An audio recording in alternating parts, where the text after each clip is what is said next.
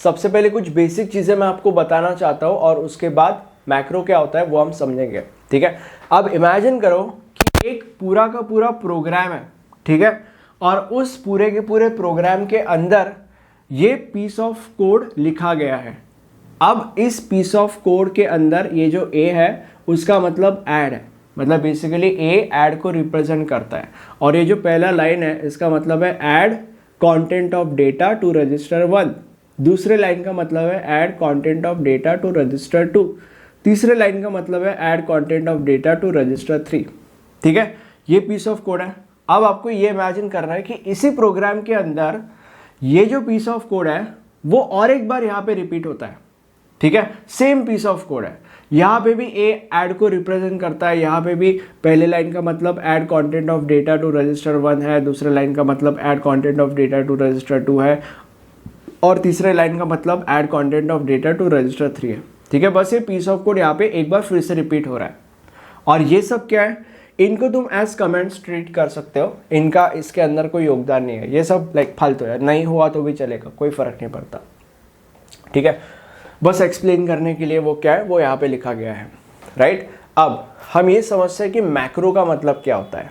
देखो, एक प्रोग्राम के अंदर जब एक पीस ऑफ कोड बार बार रिपीट होता है तब इस सिचुएशन में एक नॉर्मल प्रोग्रामर क्या करेगा, इस सिचुएशन में एक नॉर्मल प्रोग्रामर जो पीस ऑफ कोड बार बार रिपीट हो रहा है उस पीस ऑफ कोड को बार बार लिखते बैठेगा, राइट। वही हमने यहाँ पे किया है। बट इस सिचुएशन में वो प्रोग्रामर क्या करेगा जिसको ये पता है कि मैक्रो का मतलब क्या होता है, वो प्रोग्रामर ये करेगा, instead of writing that piece of code again and again, वो एक मैक्रो को डिफाइन करेगा, उसके अंदर वो रिपीट होने वाला जो पीस ऑफ कोड था विच वॉज दिस, वो पीस ऑफ कोड उस मैक्रो के अंदर लिखेगा और इन फ्यूचर उस प्रोग्राम के अंदर जहां जहां पे वो पीस ऑफ कोड बार बार रिपीट हो रहा है वहां पे वो पूरा का पूरा पीस ऑफ कोड लिखते बैठने से अच्छा इंस्टेड ऑफ दैट वो बस उस मैक्रो का नाम वहां पे लिख देगा, and writing that name would be as good as writing that whole piece of code, ठीक है।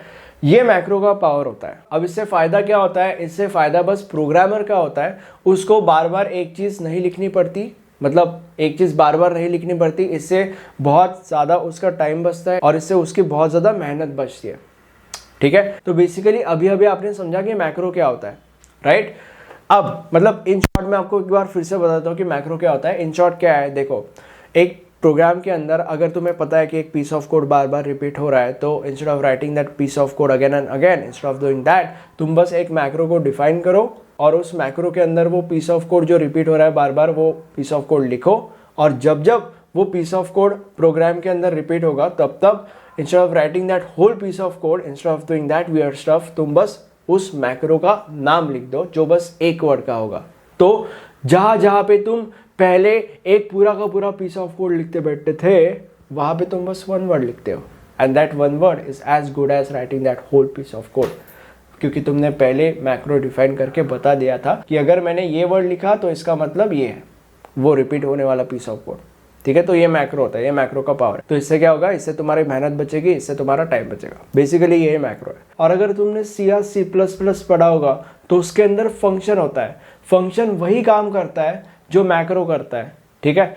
फंक्शन और मैक्रो दोनों भाई भाई है और बस दोनों में एक ही डिफरेंस है, which is function value return कर सकता है बट जो मैक्रो होता है वो वैल्यू रिटर्न नहीं कर सकता, ठीक है। अब मैक्रो का स्ट्रक्चर हम देखते हैं, ठीक है। मतलब अगर आपको मैक्रो डिफाइन करना है तो उसका एक स्ट्रक्चर होता है, एक स्ट्रक्चर में वो करना पड़ता है। तो वो स्ट्रक्चर क्या होता है वो हम देखने वाले हैं। देखो, सबसे पहले हम मैक्रो लिखेंगे, कैपिटल लेटर्स में मैक्रो लिखना पड़ता है, इसको हम स्टार्ट ऑफ डेफिनेशन कहते हैं। मतलब बेसिकली यहाँ से हम मैक्रो को डिफाइन करना चालू कर रहे हैं। उसके बाद हमें मैक्रो नेम लिखना पड़ता है। मैक्रो नेम तुम कुछ भी लिख सकते हो, कैमरा, पेन, बॉटल, चप्पल, कंगारू, कॉकरोच, कुकुम्बर, डायनासोर। जैसे कि यहाँ पे इस सिचुएशन में मैंने जैज लिखा है, जैज मामू। मुझे बताओ किस मूवी का कैरेक्टर है। हिंट इज कि उस मूवी के अंदर शाहिद कपूर है, अनुपम खेर है, अनुष्का शर्मा है। वो बहुत पुरानी मूवी है, बिजनेस से रिलेटेड मूवी है, आई डोंट थिंक तुम इस मूवी को गैस कर पाओगे, बट एनीवे यहाँ पे हमने मैक्रो नेम जैज लिखा है। ओके, तो मैक्रो नेम तुम कुछ भी लिख सकते हो और उसके बाद आती है मैक्रो की बॉडी।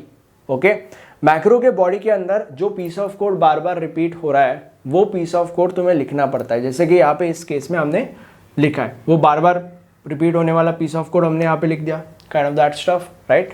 एंड उसके बाद end of the definition, M end लिखना, मतलब यहाँ पे हमारा मैक्रो को डिफाइन करके हो चुका है। तो बेसिकली ये मैक्रो का स्ट्रक्चर है, राइट। अब हम एग्जाम्पल देखेंगे, यहाँ पे तुम सारी की सारी चीजें समझ जाओगे कि क्या कैसे होता है। और इस कॉन्सेप्ट के अंदर तुम्हें 3 चीजें समझने की जरूरत है। सबसे पहली चीज इज मैक्रो डेफिनेशन, सेकंड चीज is macro call and third चीज इज मैक्रो एक्सपेंशन। तो इस एग्जाम्पल में वो तुम तीनों की तीनों चीजें भी समझ जाओगे, राइट। सबसे पहले हम मैक्रो को डिफाइन करते हैं, राइट। देखो यहाँ पे एक जो नूब था, हमारा नूब प्रोग्रामर, जिसको पता नहीं था, वो एक पीस ऑफ कोड को बार बार लिखते बैठेगा, राइट। अब यहाँ पे हमने समझ लिया कि मैक्रो क्या है और अब we are no more noobs, अब हमें पता है कि मैक्रो का मतलब क्या होता है, ठीक है। तो अब इस प्रोग्राम को अगर हमें लिखना रहा तो हम कैसे लिखेंगे? देखो, सबसे पहले हम मैक्रो को डिफाइन करेंगे। मैक्रो लिखा, जैसे कि मैंने बोला था, according to the macro structure. उसके बाद macro name which is jazz लिखा है हमने, जैज हमारा मैक्रो नेम है। एंड उसके बाद मैक्रो बॉडी, जिसके अंदर हम वो पीस ऑफ कोड लिखने वाले हैं जो बार बार रिपीट होता है, एक प्रोग्राम हो रहा है एक प्रोग्राम के अंदर। तो यहाँ पे इस प्रोग्राम के अंदर बार बार ये पीस ऑफ कोड रिपीट हो रहा है, राइट। तो वो पीस ऑफ कोड यहाँ पे लिख देंगे, ओके। एंड उसके बाद एमेंड, मतलब मैक्रो को डिफाइन करके हमारा हो चुका है। और ये जो चीज हमने अभी अभी की है, इस चीज को कहा जाता है मैक्रो डेफिनेशन। और अब हमारा प्रोग्राम नॉर्मली आगे जाएगा और अब उस पीस ऑफ कोड को लिखने की हमें जरूरत पड़ रही है, ठीक है।